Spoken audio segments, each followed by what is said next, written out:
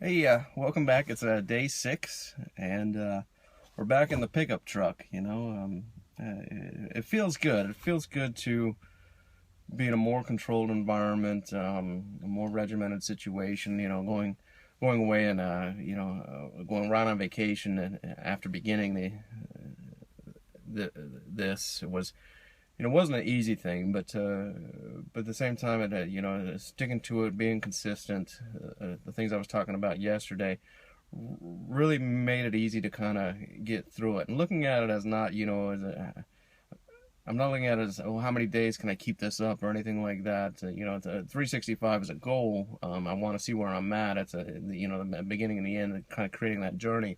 But it's not really how much,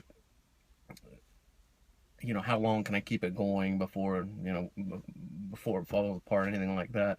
Um, but two things I was thinking, before I started recording this video was, well, one, to be back in the pickup truck. It's kind of a nice way to look at things. I mean, you look at a pickup truck, it's where work gets done, things get accomplished. So it's just kind of a nice shoot, I'm losing the word, but image will suffice. A nice way to kind of put things in perspective, that we're back in the truck, we're getting it done. But I was talking about consistency last night, and last night I was tired. You can probably see in the video my eyes were heavy, and just the whole weekend, and then driving and getting home and unpacking, getting everything organized, getting yourself ready to get back into the daily life, and getting everything prepared for the next day, and then finally sitting down and grabbing the video. And I wasn't real sure what I wanted to talk about, but I immediately kind of went towards consistency and that stick-to-itiveness. And what was interesting was I was totally prepared to let myself go that day without running. We had a late start to the morning, and then activities came up, and there just was no convenient time for running. And in my mind, I told myself, it's okay. Let the muscles relax. Let everything kind of get back, and then start on Monday fresh. However, once I was done with the video, I looked at the clock. It was still only 9:30, 10 o'clock. It wasn't super late, and I thought, what's 15 minutes? And went and got on the treadmill and ran, accomplished that, and felt great afterwards. Taking that time, and it's something that, had I not been consistent with the videos, it's something that, had I not been consistent with that, it wouldn't have evolved into the next step, which was just take a 15-minute run. It's so easy to do. Well, I don't want to say it's so easy to do. It's not the easiest thing in the world, and I think the most difficult part for me is getting my mind to accept that I'm going to put the body through it. And sometimes fighting it with your mind and with your inner, excuse me, with my inner, that inner struggle sometimes is more difficult, more strenuous, more stressful than it is to actually just do it. Just get the thing going, get the ball rolling. If it's one of those things too. Going back to the very first day, I kind of went into it, at least make an attempt. And if you get 6 minutes into the run and you're just not feeling it and you want to quit, so be it. Yeah, that small failure, of not making it to the mile, to the to doing the small 15-minute exercise.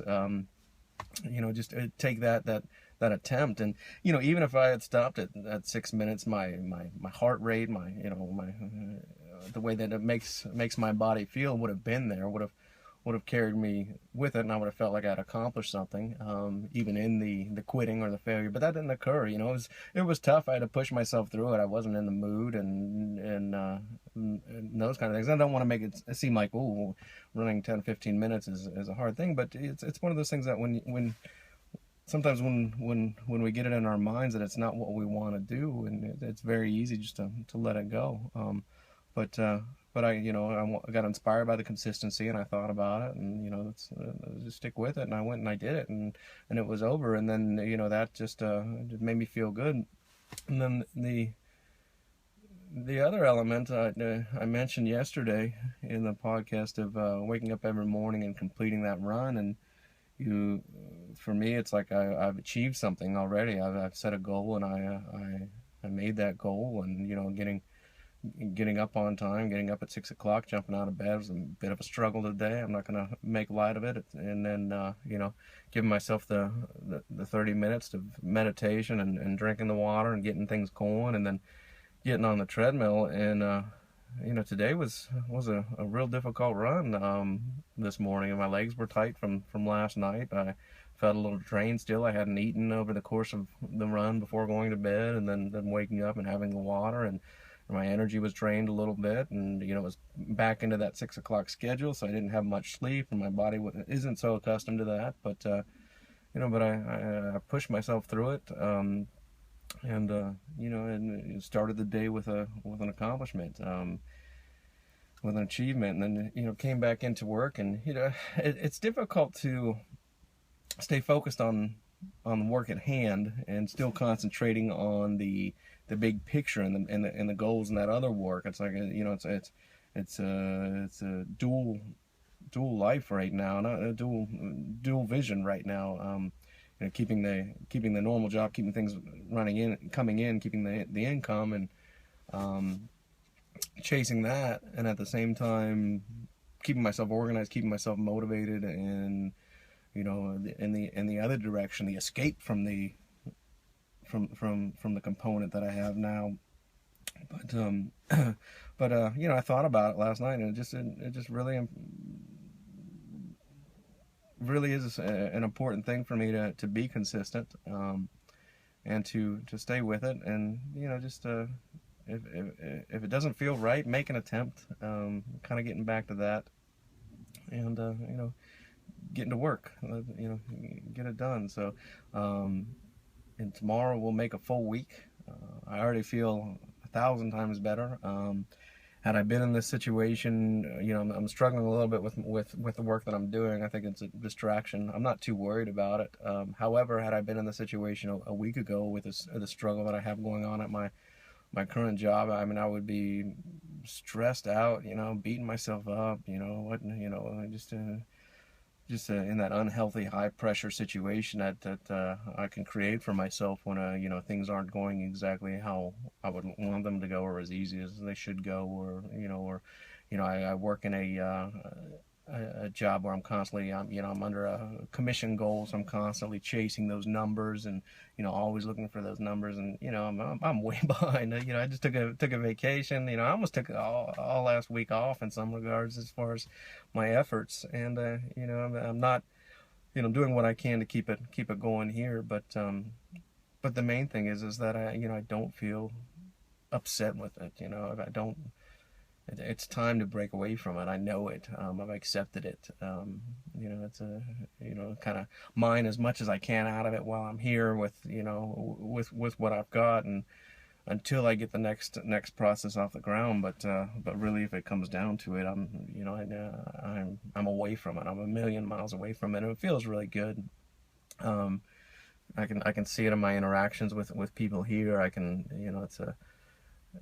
it's just, I know that I'm on my way out. I actually believe that, and I think that's a very important element, is accepting and believing in a choice. Once I've made a choice, I'm putting the whole heart into it, and just knowing, just accepting that there is no going back.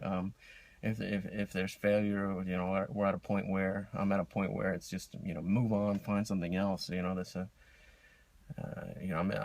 in a situation where my job makes me physically ill, or mentally unstable, and it's just, it's not what life was meant to be. I don't want to make this mistake anymore, and for me it really is a mistake to continue with something that it eats up so much of your life, and it's just like, wow, it's like, where am I? What value is there in that?